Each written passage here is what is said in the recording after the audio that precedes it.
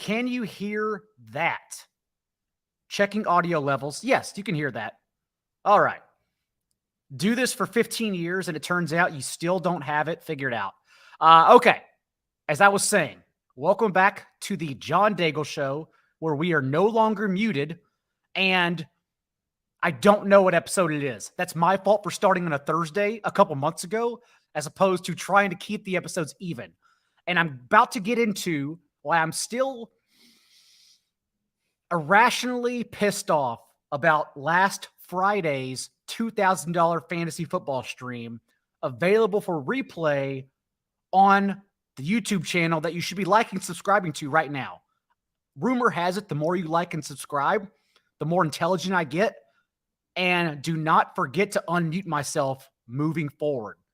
Quickly, though, before we get into that, I do want to start bringing the cocktails back, even though it is 9 a.m. Central Time. I just like making the recipes, though. So we're going to show you a quick one. It's called a Gold Rush. It's very easy.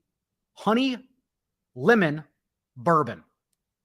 Ideally, you do want a aged bourbon. 4 to 8 years, I think, is better because the lemon and honey will cut through. But in this case, we'll just use a typical bourbon that you may have in your shelf, that I had in my shelf. Also, I did honey syrup. So remember when we made the spicy peach margaritas, the watermelon margaritas as well, honey or spicy honey with jalapenos, we did inside the pitcher before we muddled with the tequila, lime, and fruit.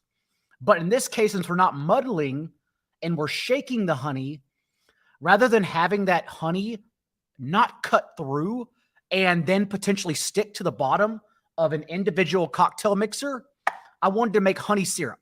And so simple syrup, for those that don't know, very easy. The easiest thing you'll do, I know some people actually go to the store and buy it. Stop doing that. 1-to-1 ratio. That's all it is. 1 cup of water or a quarter cup of water, doesn't matter, but 1-to-1. So if you're using a quarter cup of water, you're going to use a quarter cup of sugar. That's it.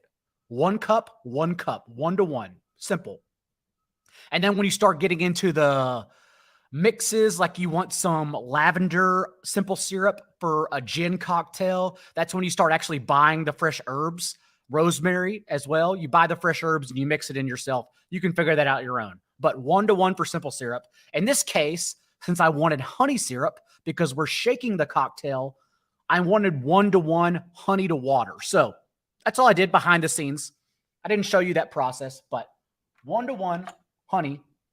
And then we're going to start out again with some bourbon. I'm just using simple Maker's Mark. And we're going to go 2 ounces. So get your bar jiggers out. 2 ounces, as we know, is 4 tablespoons. We don't need to be pretentious on the John Daigle Show. Grab whatever you have at the house and put 2 ounces of bourbon. And then follow that up with 3/4 of an ounce of honey syrup.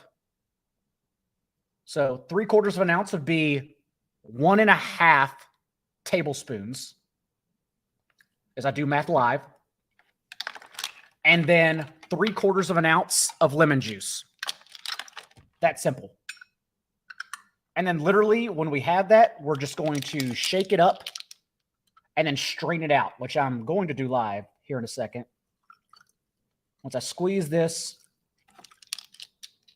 2 ounces of bourbon, 3/4 ounce of lemon juice, 3/4 ounce of honey syrup. Literally that simple. We're going to shake. This, of course, is the part I probably should have muted, but screw it. 20 seconds.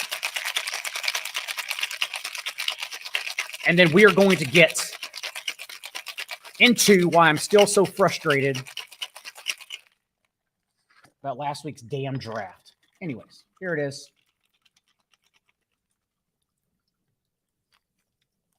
Straining this beautiful thing out for you. That looks beautiful. That does look good. Squeeze the oils out of your lemon rind for the garnish. My fat fingers are getting in the way because trying to stream all this. Boom. Gold Rush. Oh, yeah. Oh, yeah. That's perfect. And as Patrick points out, yes, that is true. You can't drink all day if you don't start early.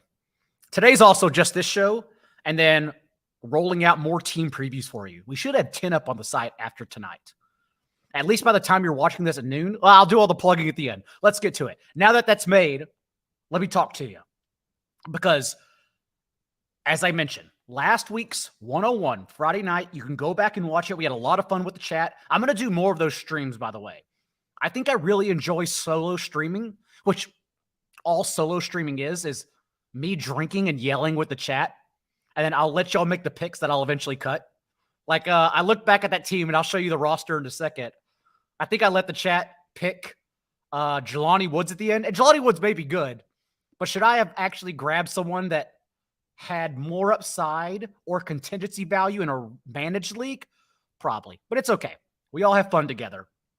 So let me show you this board first to set that up, because what's happening right now, and this, of course, is the live draft that's going on in the oral diary on 4for4.com. Myself, Ryan Noonan, Connor Allen all do a draft together every year. I thought therapy would calm me down, which is done in a lot of aspects of life that are more important than fantasy football. But I thought it would calm me down in arguing about fractional points when we reach tiers of players and not getting upset about if someone wants Calvin Ridley over Keenan Allen. Like, I shouldn't get upset about that, but I still get upset about that. My ego still gets in the way, which is not right of me. So the frustrated text, I won't be at the point where 2 years ago in that article, I literally stopped messaging them for 48 hours. I was so pissed off. It was Jalen Waddle's rookie year. I was so pissed off at our 4th or 5th round pick that I stopped messaging my friends. And Connor had to side text me and remind me that this was for content. But that's how authentic I was. I was genuinely upset, and so I stopped doing the content. I was so pissed off at them. Turns out therapy didn't help that out, but it's okay. We're going to get through it, and we're drafting from the 110. So the point is, from the middle and 110, having done this, not only in the high-stakes $2,000 leagues, not only in $350 leagues that I've done a couple behind the scenes, which I will be streaming for you soon. Not only in the $125 best ball leagues we have streamed together here before, but in best ball streams that you see every Wednesday at 6 p.m. Eastern. What is happening is at the middle and end, in this case, the 110, you are getting value. It is a prime enough spot to take advantage of the handful of dips. And you don't have to put your foot down and draw a line in the sand too often. In this case, Nick Chubb, for example, has become a first-round pick. And I think, as I wrote in my Browns team preview for everyone on the site right now, I think Nick Chubb should be drafted over Saquon Barkley 100% of the time. That's a no-brainer to me. Saquon Barkley's situation only got worse. There is in no way that it got better. Like, if you missed out on last year's career highs, including carries and target share across the board, like Saquon Barkley had a 14.5% target share with no competition, you just missed out. Like, you don't go chasing that at the end of the first round. We don't want to chase career highs and Barkley's only healthy season. Like, that's not how we play the game. You let that fall out of the first, second round turn. Don't care about that, especially with so much added competition. Even Darren Waller takes targets away from Saquon Barkley. We don't think that carries over. So Nick Chubb ahead of Barkley every time. The point is, though, that Chubb had been going at the first, second round turn into the first round.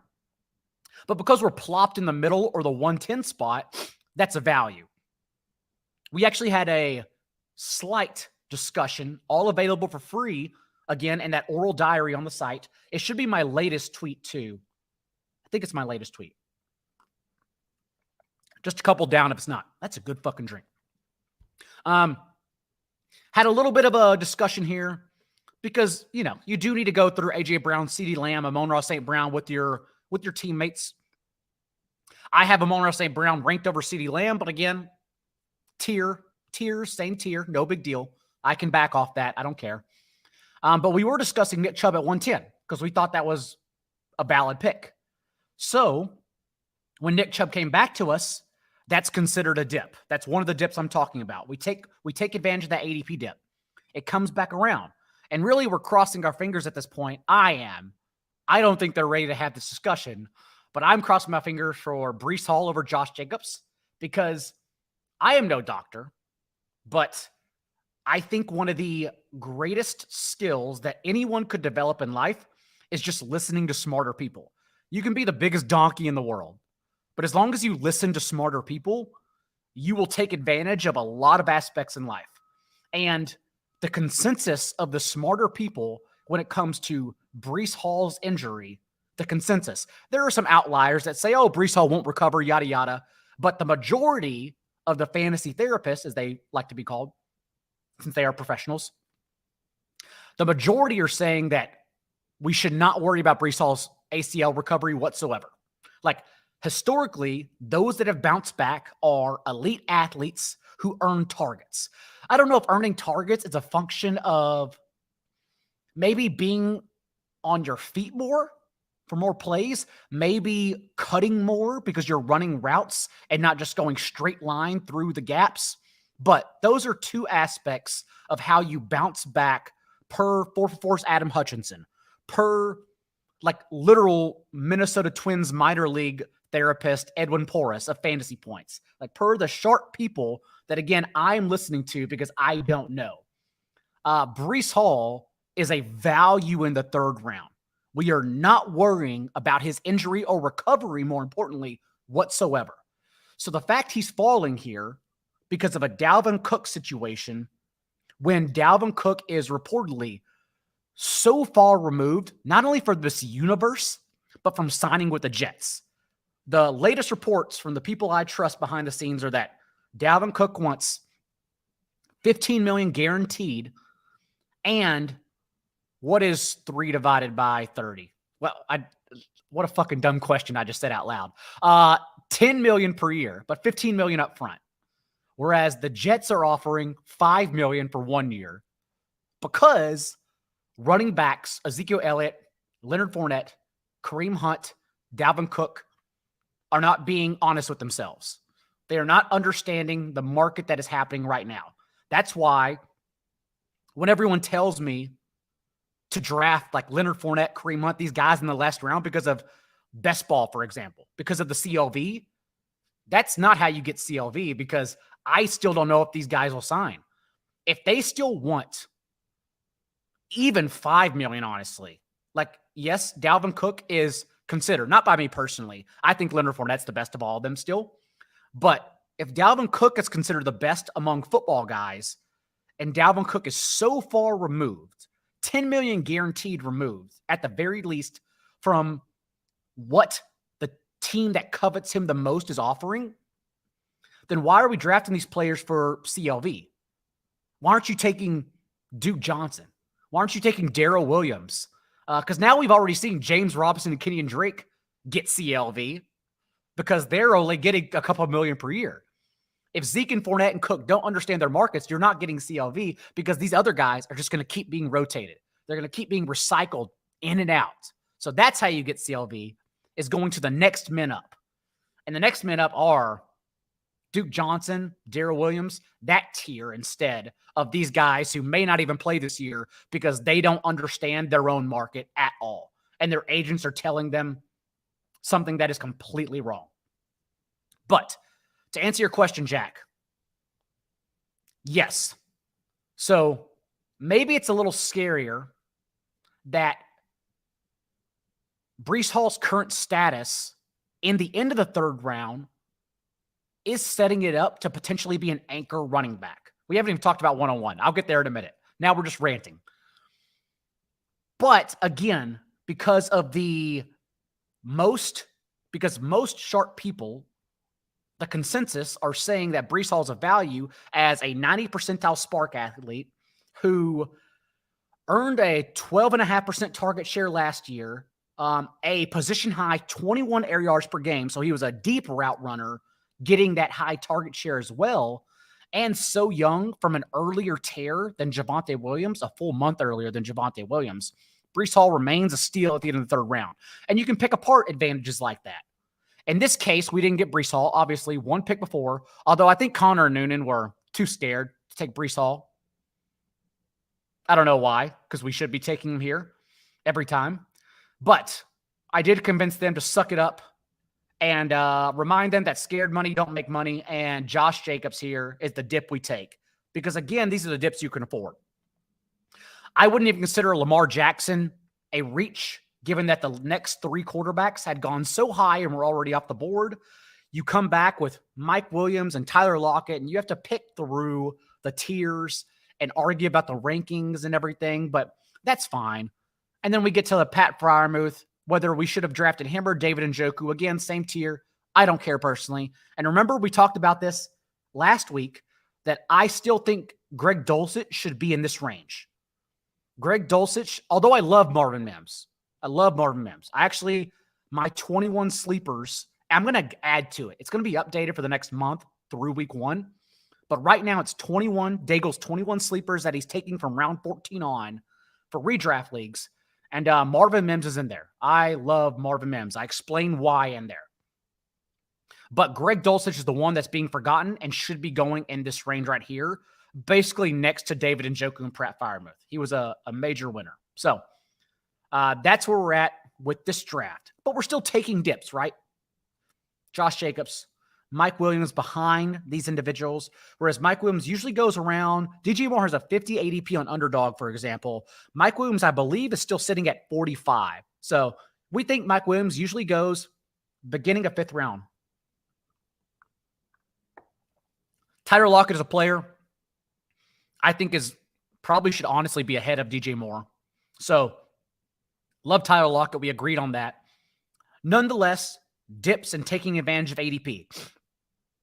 I would say the same for 106 or 107 in this case. I think Tony Pollard was taking advantage of ADP. Tony Pollard, who, again, I have ranked over Saquon Barkley. I have actually just alongside Nick Chubb. I have Tony Pollard ahead of Derrick Henry. Could very easily finish ahead of Bijan Robinson, easily. And should be a first, second round turn player. But those are the kind of players we love. Players we know can exceed their ADP, can exceed their projections by a mile, but are being slept on. Thus, we don't need to draft Pollard the first, second round turn, even though he should be there. He absolutely should be there. When we look back, I'm guessing Pollard will be like the steal of the century, and probably tournament winners, they will have Pollard in their lineup because this ADP is wrong. It's just incorrect. I don't think the common mind, the public mind, will allow us to get Pollard ahead of Derrick Henry and Nick Chubb and Saquon Barkley. I don't think the human brain works like that. But should he be ahead of them? Yeah, he definitely should be. But I think we still have blockers here. But taking advantage of dips. Gabe Davis, that's probably fine. That's probably right ADP. George Pickens, just showing you examples. James Cook, even if you want to go there. Just showing you examples. Now, let's get into what happened here. Because remember, this is the second 101 we've streamed together. Me at the top here, 101. Second 101 we've streamed together. And I left this draft unsettled, unhappy. I'm always honest about my drafts. If I think it sucks, I will be the first to let you know. And I don't think it sucks. I think where I was uncomfortable, and moral of the story, the whole reason we're here this morning, not only for gold rushes, but what I think's happening at the 101 that you need to be ready for in your drafts is that you need to be prepared to draw the line in the sand. You need to have your tiers ready. Even if you take my tiers on the site or our tiers, you take Paulson's projections, take my best ball tiers, I don't care what you do. But you take our players and suggestions, and then you can personally say, I like Daigle, or I don't like Daigle, and I disagree with this player. Thus, I want to draw a line here. I think at the 101, you have to do that more than any other spot. As sexy as plus EV as starting your draft with Justin Jefferson, right? Because This is tight end premium. Travis Kelce does have an argument at 101, but in your normal 12 or 14 team league, full PPR, half PPR, it doesn't matter. If you have one league, you can only have exposure to one player at 101. It has to be Justin Jefferson. You're wrong if it's not Justin Jefferson. If you're mixing up exposure, have at it. I don't care. Take Jefferson, take Kelce, Chase, Tyreek Hill, take Cooper Kupp. 109 is ridiculous. That's stupid. 109. Take Christian McCaffrey. I don't care. But 101, one exposure, it has to be Justin Jefferson. Has to be. But what happened here is that I felt good because as it came back to me, we get that dip, right? You just saw in the slow draft I showed you from 110, Derrick Henry went around here, 106, 107. We get a dip in Derrick Henry, and we still have a Ramondre Stevenson tier at the end, right? I think we all, maybe I shouldn't say all, maybe we are scared of Leonard Fournette signing with the Patriots, and thus Ramondre Stevenson gets knocked down a tier, because I would move him down a tier for sure if that were the case. But if it's Ezekiel Elliott, I don't care. I am not scared about Ezekiel Elliott taking targets, because that's the whole reason to take Ramondre Stevenson. I'm not drafting him as a running back. I don't care about that. If he's the running back and splitting targets, like if Ty Montgomery's healthy or whatever, I'm actually worried about Ramondre Stevenson, because the only way he gets there is through his pass-catching volume, and that's if that pass-catching volume returns from last year. Like, to have, by default, because the Patriots had so many injuries, Damian Harris included at running back, but by default, to get a 70% market share in a Bill Belichick backfield is an historical anomaly. I think Dion Lewis was the last running back. I think that's in my team preview. It comes out today. Comes out after the show, actually, to have a 70% market share among Patriots backs. It just doesn't happen. So I'm willing to chase that historical anomaly. But if Leonard Fournette, who earned targets last year, is on board, we have to drop Ramondre Stevenson back. We have to. Ezekiel Elliott, we don't have to, because he's not earning targets. We don't care about Ezekiel Elliott at all. So Henry, Ramondre Stevenson, I feel comfortable. I don't have to start a war.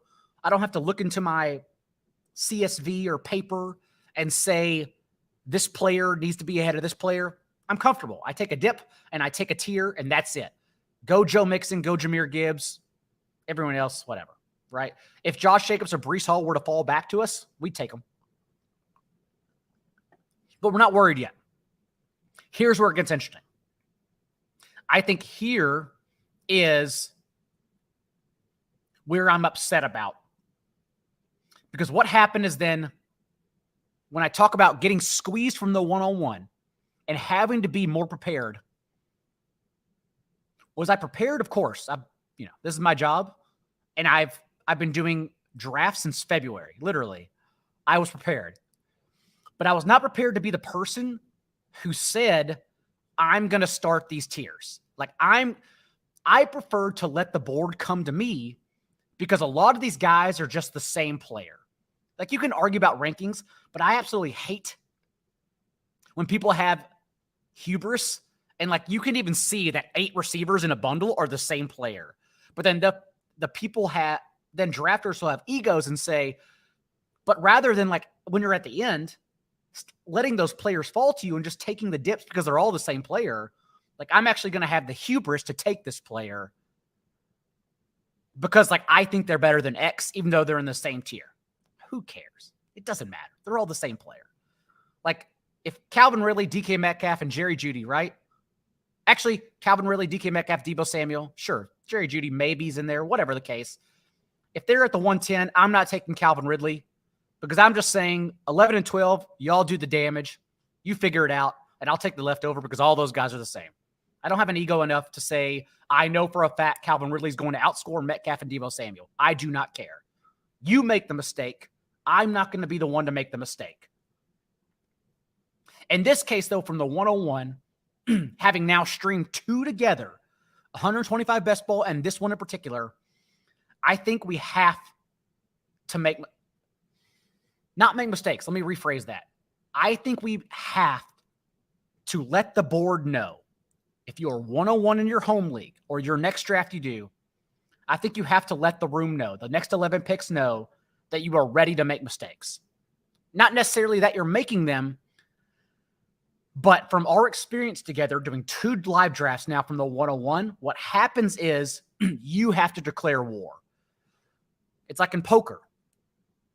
The button raises you. You have to defend your small blind. I'm not saying most of the time the button's lying, but does the dealer button know he's playing against 2 blind hands? Of course. So sometimes you have to pretend like his range is not as strong as a normal 3-bet, as a normal just double up. 1-2 blinds, let's say he bets 6. Sometimes you have to pretend that he's not strong because you can't always let the room punch at you.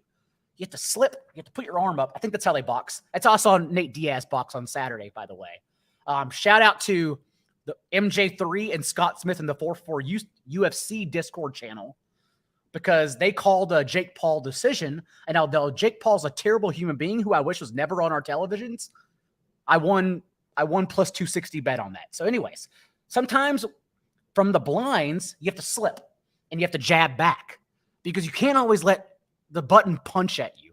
You have to like throw a couple other punches to let the button know you're serious and you're not going to get walked on all night. I feel like that's what it is from the 101. Sometimes you have to slip and you have to punch back. Like, you have to let the room know, I'm done with your shit. And like, yeah, you took all the best players and you took the dips and you're getting the plus EV decisions, even though technically we should have more expected value than any other pick at 101. But now you're leaving me to say, I like these players better than you. I like these players earlier than you. And so it's the same tier, yes. But you can even see on the asterisks, I got DJ Moored. I got auto-drafted because I wasn't ready. It was totally my fault, and I think that's why I'm so uncomfortable previously from the 101 in this draft, because I should have slipped and punched back and said, fine. If you are not going to leave me any ADP value from the 101, I'm going to take my favorite players. I don't care about ADP anymore. I don't care if I'm drafting Tyler Lockett, who I should have drafted. I'm actually pissed off I did not draft Tyler Lockett. My therapist says I shouldn't be hard on myself, but I'm still the hardest person on myself. And I went to bed angry, upset I didn't draft Tyler Lockett. I should have slipped and said, I'm drafting Deontay and I'm drafting Lockett. And you guys figured out the other 11, take it from here. I don't care, because I got the 2 players I know I want from these tiers. I know on the surface, a 5-pick separation from DJ Moore to Lockett doesn't look like it was a hard decision. It just looks like I picked someone and then the next guy picked the next receiver. No big deal. But remember, in terms of ADP, Lockett in these drafts is actually going like around here. So I was naive. I was dumb, honestly, to think that I could get Tyler Lockett as well here. So I think the most crucial thing to know is you need to have your papers ready just in case there is no ADP value. Because if there is no ADP value at the 101, there are no dips, you are then going to be forced to make a decision that you are probably uncomfortable with. And as we know from dealing with our emotions, as we know from putting ourselves into uncomfortable situations purposely, the best thing we can do is get comfortable with the uncomfortable. And that's what I should have been doing. That was my mistake here. I don't hate this team. I really don't. And with being redraft, we know we're going to win our leagues from the waiver wire anyways. And I write the waiver wire column. So I'm not worried about the waiver. Do I hate putting in all those fucking bids and then like having to sort through all the free agents? Yes, it's annoying. It's a nuisance, and I should pay somebody to do it. But am I ready to do it? Yeah. So I don't hate this team, but I hate that I streamed live and then made mistakes in front of you, not understanding that I needed to be more prepared to be comfortable with the uncomfortable. I think that's why I'm so upset about this. And that's the big takeaway from the 101. It comes back quickly. We do get a dip, right? We got J.K. Dobbins. That's a massive dip. And remember, J.K. Dobbins is not injured. I know what the team said. I know they said he's recovering from his knee injury, even though it's been 24 months. Do not listen to the team. The team is lying. J.K. Dobbins is in a hold-in. He is at the field, and he's holding in for a better contract because every running back thinks they have leverage, and they have no leverage. So Josh Jacobs, Breece Hall, J.K. Dobbins. I don't even like J.K. Dobbins. I was actually on Underdog more down on him than consensus. But when he falls to the 6th round, I mean, you have to auto-click, right? When he falls like behind a backfield committee player like DeAndre Swift, get out of here. We're drafting J.K. Dobbins every time. We don't hate players. We hate ADP. But we like ADP when it dips. David Njoku, I felt like I got really good value. I loved Freiermuth and David Njoku are my 2 mid-round tight end targets that I'm more than comfortable with in one tight end leagues. If you miss out on Travis Kelce and Mark Andrews, I don't draft T.J. Hawkinson. I don't draft George Kittle or Kyle Pitts. Come at me, bro. Like, I absolutely dare T.J. Hawkinson, Kittle, or Pitts to beat me in fantasy football. Try. These anomalies that don't score fantasy points. I dare you to come beat me by fading you in rounds 3 through 5. Bring it on. I don't care about you. So Freiermuth and Njoku, absolutely 2 mid-round tight end targets. Hunter Henry is my favorite late-round tight end. I love Hunter Henry. Oh, I got him here, yeah. I love Hunter Henry. Anyways, though, so you can see your options. I'm just showing you now buckets of players you're going to have, since we're already talking about the 101, the buckets of players you'll have to pick from. Kirk Cousins was so bad last year that even with Justin Jefferson, like Cooper Kupp, thank you for that, Jack. I always appreciate your support. Like Cooper Kupp with Matthew Stafford last year, Stafford can be bad, and Cooper Kupp can be the best, a la Kirk Cousins can and be and was bad, and Justin Jefferson can be the best. That's why I'm not worried about stacking Kirk Cousins with Justin Jefferson. Kirk Cousins, think about this.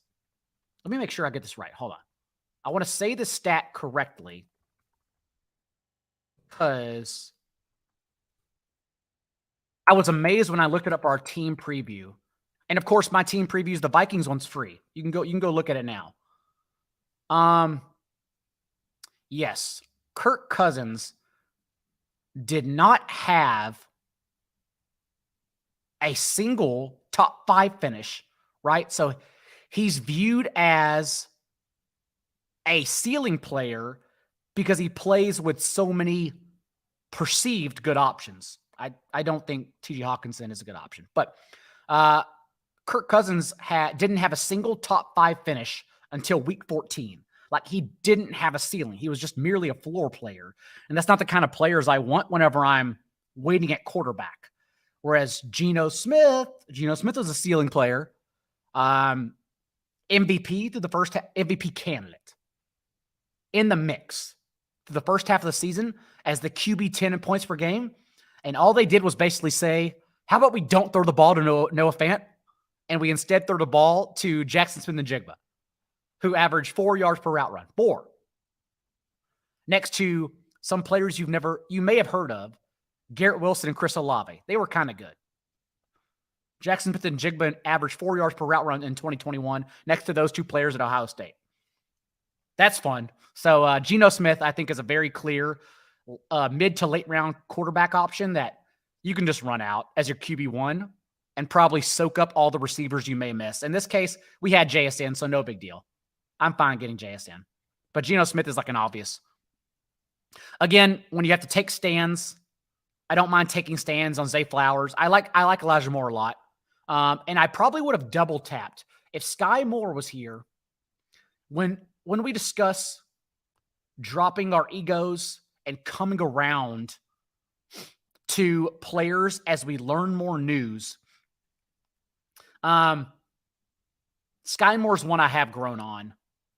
Last year, I just looked at a MAC rookie and thought, go away. Like, you don't matter. You played for this little small conference. I don't care. But this year at OTAs, he's the one player, although Justin Watson was missing for a lot of spring practices, Sky Moore is the one player who has consistently been on the field with the first team offense. So Sky Moore's capable, as he showed last year, for playing both the boundary and slot, like a Rashee Rice. Thus, I like Sky Moore a lot this year. And 8th round range, totally fine with Sky Moore. But I picked Zay Flowers over Elijah Moore. Completely comfortable with that. I consider Odell Beckham and Rashad Bateman to be roadblocks, not blockers. Like, they're just little tiny things, stepping stones we need to get over for Zay Flowers to win. I'm actually not worried about an old Beckham who basically hasn't played football in 2 years, and Rashad Bateman, who can't stay healthy historically. I'm not worried about them blocking Zay Flowers. I want to be ahead of Zay Flowers on them. So I don't mind taking a stand there, especially when he's going around these guys. Although I like Treylon Burks. Maybe I was hoping for a little bit of Treylon Burks dip, but once Jahan Dotson goes, Sky Moore, I'm totally fine just taking your pick, coin tossing, and saying Zay Flowers or Elijah Moore. That's okay.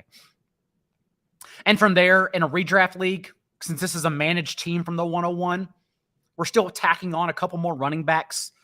Comfortable running backs. Like, we spent capital. Remember, when you spend capital at this position, you still have to pretend as if you are correct. And so we still have to pretend as if we're correct. So we took a dip on Dobbins. But if Dobbins doesn't fall, I'm not taking, even though I like them, I don't mind in redraft leagues taking these players, but I'm not taking Connor or Montgomery. I'm just saying I'll double tap wide receiver or maybe even go a tight end here. I may actually reach on Freiermuth right here if Dobbins doesn't get there because we spent capital. Thus, we have to at least pretend like we're right because the picks are there. You can't pick and then say, I was wrong about this. Like, the picks are there. We have to pretend like we're right. So I don't need players immediately. And I don't think Mitchell may, although I'm skeptical. But I would say I know Jerome Ford doesn't have standalone value, but we'll take a chance. If Nick Chubb is injured, we'll go from there. And then, of course, we're taking shots at Rashee Rice and Justin Ross. In a managed league, we can always drop them in week 1 if their route rates don't make sense.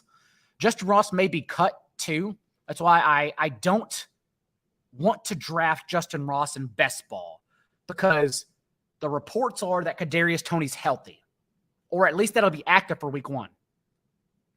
And so if Kadarius Toney's not on PUP list to start the year, Justin Ross would be the 7th receiver because Richie James is the team's starting punt returner. And we can't take that chance in best ball because, as Justin Herzig said on a best ball happy hour, like 2 years ago, I was in the wilderness. I was literally at a tiny home. This is when I was nomadic and traveling the country. I was streaming from a cabin, I think in South Texas. Like, was it what's that island in South Texas? I can't remember. Saying not Padre.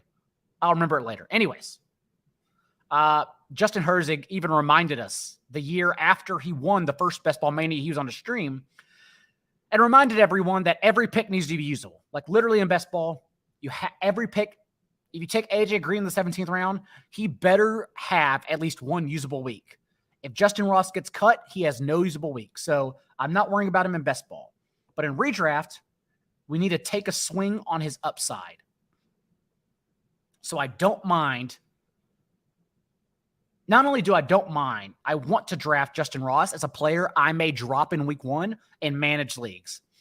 And then from there, we were just rounding it out. Jelani Woods, 3rd tight end premium. I wanted a 3rd tight end, but I'll probably drop him for another person. We'll see. We'll see what happens. Cordero Patterson was an auto draft, trying to tack on another running back. And I was between Isaiah Spiller.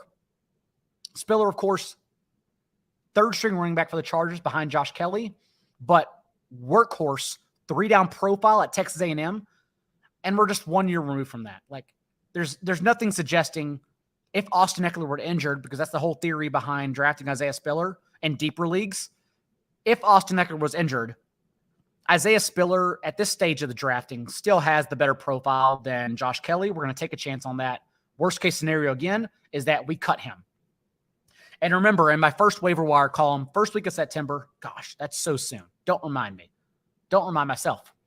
First week of September, first waiver wire column, week 0 before the season starts. That's when my contingency top 10 starts running for everybody. So the backup running backs that are available on waiver wires, ranked weekly based on perceived usage, upcoming schedule, etc. I keep that in mind because I know everyone loves drafting or picking up backup running backs as injury contingency plans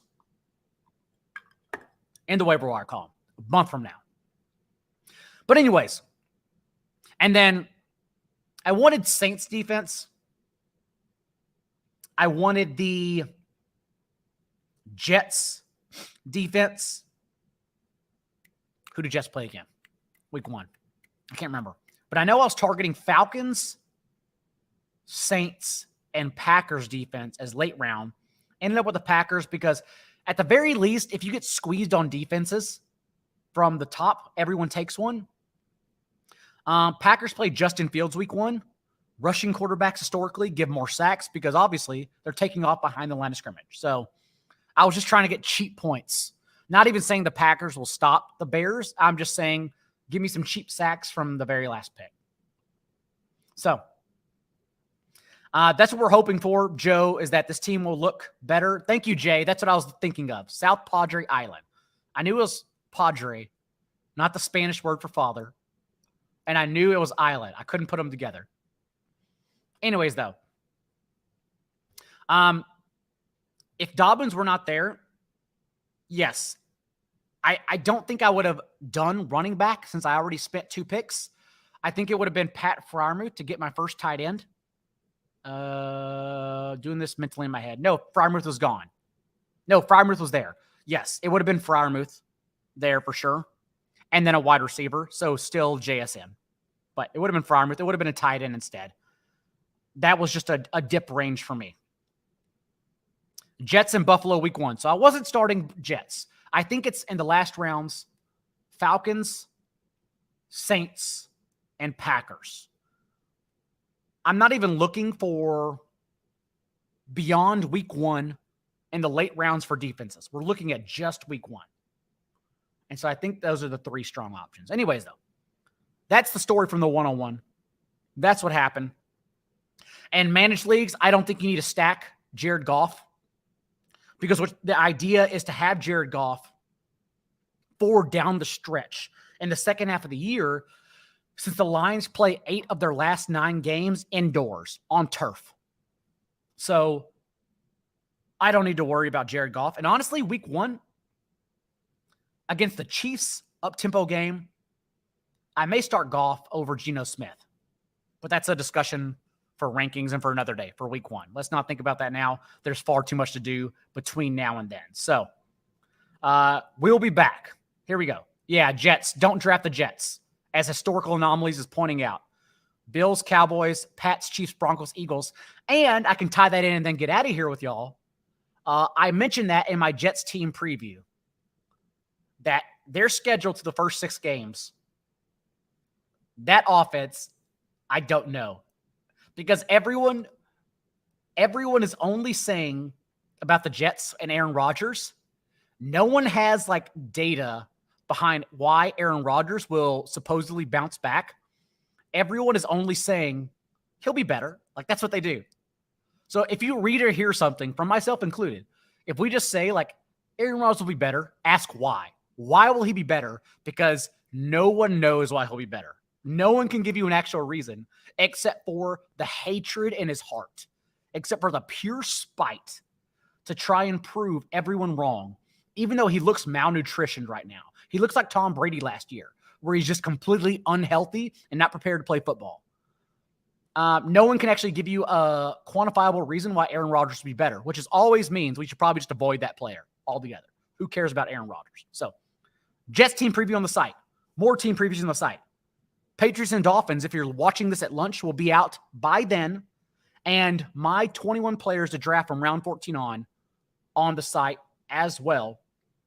And remember, if you're a new subscriber or just want to get in, Daigle10, the promo code, so we can make sure we're ahead of not only preseason DFS, because we are busy in the preseason DFS Discord right now ahead of Thursday, a fun 4-game slate and 16 games this weekend. But to get ahead of the waiver wire and to get ahead of rankings and projections, Daigle10 will get you 10% off a sub, any sub, even the pro for $30 for the entire year. Not $30 a month, $30 for the entire year for those items. Right now, we'll get you ahead of everything. And you can read my team previews and upcoming articles, including Friday. I also will have exposing the default ranks for Sleeper and Yahoo for you, because the ADPs are all jacked up. And so I'm just making sure I point out to you which players' ADPs are wrong at those two sites. So those articles will be up by Friday. Get ahead of that with Daigle10, but also just DM me. Like, I understand inflation.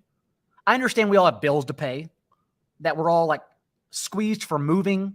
It's a tough time in the world. Just DM me. Let's talk about a price. We'll figure something out. We'll get you something. We'll help you win some money this year for sure.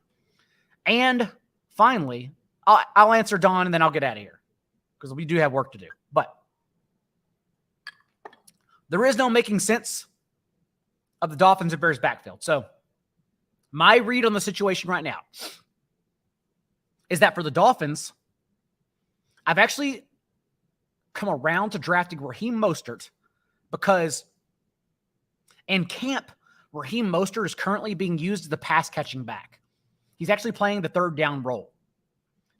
And I didn't know where that role was going to come from since Devon Achane was such a piss-poor pass-blocking back. So bad. Like, he's an Olympic sprinter, like literally a national athletic sprinter. He's so fast, which is why McDaniels wanted to draft him. But when it comes to actually catching passes and being in the backfield to protect Tua, there's no way that role would ever fall to Devon Achane because he was so bad at it in the SEC against NFL competition. So bad at it. But now we're hearing that it's Raheem Mostert. So although Jeff Wilson out-touched Mostert in they played 4 healthy games together, Wilson out-touched Mostert in those games. Although that happened, what I really want is the pass-catching option. So I'm fine with Achane. You can still take him around pick 120. But I've come around a lot on Mostert, more than the others, including as a stacking option with Tua. So I think I now rank them Achane, Mostert, Wilson, and you're nitpicking. It's so close. I consider them all a bundle together. And then for the Bears, and honestly, Jay Lizard, Jeff Wilson probably gets the inside the 10 role since that's what he was so good at in San Francisco. He was a bulldozer from the goal line. So, like, maybe they just cannibalize one another. And they all, like, we actually can't pick the right week to start any of them. But I don't think Achane's the pass catcher. I don't think that at all. I think that's a minority opinion. And then finally for the Bears, this is definitely not consensus. But I think Deontay Foreman is scratched every week because he only carries the ball. He doesn't catch the ball, and he doesn't play special teams. Whereas Roschon Johnson, special teams captain at Texas, and one of the best pass blocking backs in the nation. Not just at Texas, in the nation. He'll have to be active to be a gunner every single week, and he's the best pass catching back on that team. So Roschon Johnson will be active every week. So you can't have Foreman over Roschon. And then it comes down to Travis Homer or Deontay Foreman. And Homer also plays special teams and is a third down specialist. A conversion down pass catching specialist. Not blocking so much, but catching the ball. So I would assume Homer's active over Foreman as well. So unless the Bears carry 4 active running backs, I don't know how Foreman plays. I do not know how he's active at all. So Even in my underdog rankings for tournaments right now, I have Deontay Foreman way down in ADP. Like basically a player we shouldn't be drafting at all because I don't know how he provides value. I don't know why that team like would need second half carries because that's all he does is put games away. When are the Bears putting games away? So no, I think Foreman's the worst of them all. Not that Homer provides fantasy value, but when you're talking about nitpicking these players, it's just like, God, Foreman has one path. That's it. Because he doesn't do anything else. So I think Foreman's healthy scratched every week. It has been the way I've been treating drafts. So that's my read on the situation. Anyways, I've promoted all the shit. DM me if you want to talk about getting in at 4-4 right now. Especially if you're a new subscriber. You're just interested. DM me. We'll talk.